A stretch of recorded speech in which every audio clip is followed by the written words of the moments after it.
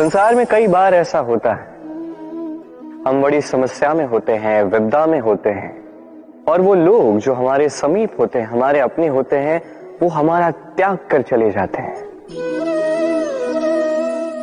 हम ऐसे में दुखी हो जाते हैं, निराश हो जाते हैं, फिर स्वयं चलकर उस समस्या से बाहर आते ही हैं।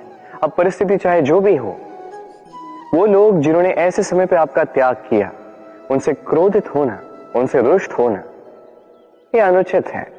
मैं तो कहता हूं कृतज्ञ रहिए। मैं तो कहता हूं उन्हें धन्यवाद कहिए कि उन्होंने ऐसे समय पे आपका साथ छोड़ा जब आपको उनकी सबसे अधिक आवश्यकता थी। क्योंकि या तो उनको विश्वास था कि आप स्वयं इस विपदा से बाहर चलकर आएंगे, या तो उनके त्याग के कारण आपने स्वयं का प्रोत्साहन बढ़ाया, स्वयं की शक्ति बढ़ाई और स्वयं उस आग से चलकर बाहर आए। अपने बुरे समय को आपने अपना अच्छा समय बनाया।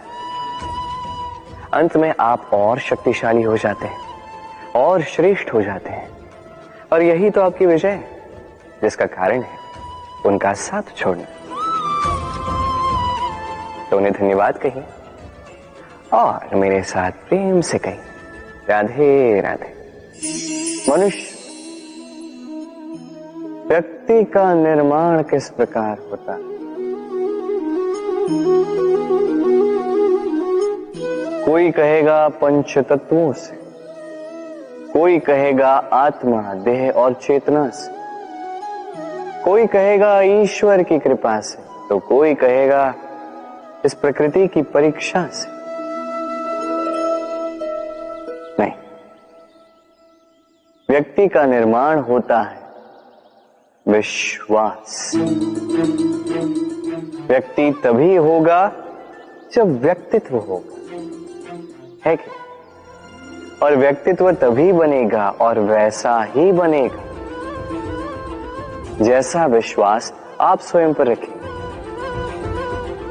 यदि आप विश्वास करते हैं कि आप विष बनेंगे, तो आप विषैले ही बनेंगे। यदि आप विश्वास करते हैं कि आप अमृत बनेंगे, तो आप अमर ही हो जाएंगे।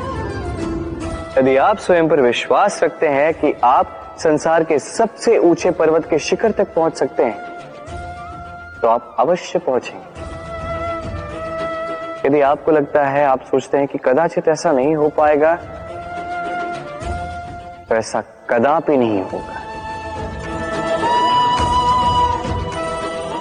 सोचिए, विश्वास में विश्ववास करता है,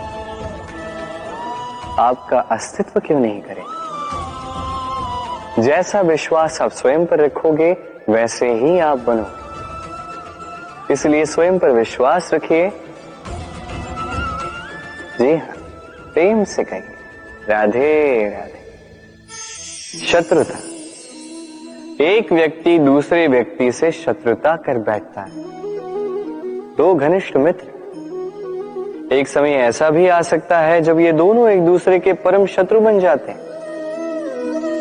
इसके कई सारे कारण हो सकते हैं, किंतु प्रमुख कारण है आलोचना।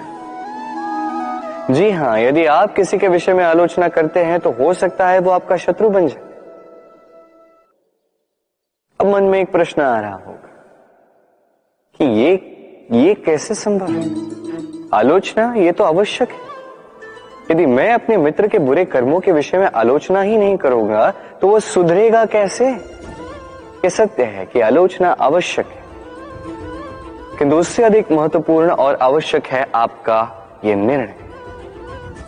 निर्णय की ये आलोचना किस स्थान पर करनी है। यदि ये सार्वजनिक रूप से करते हैं, तो ये अपमान भी बन जाता है।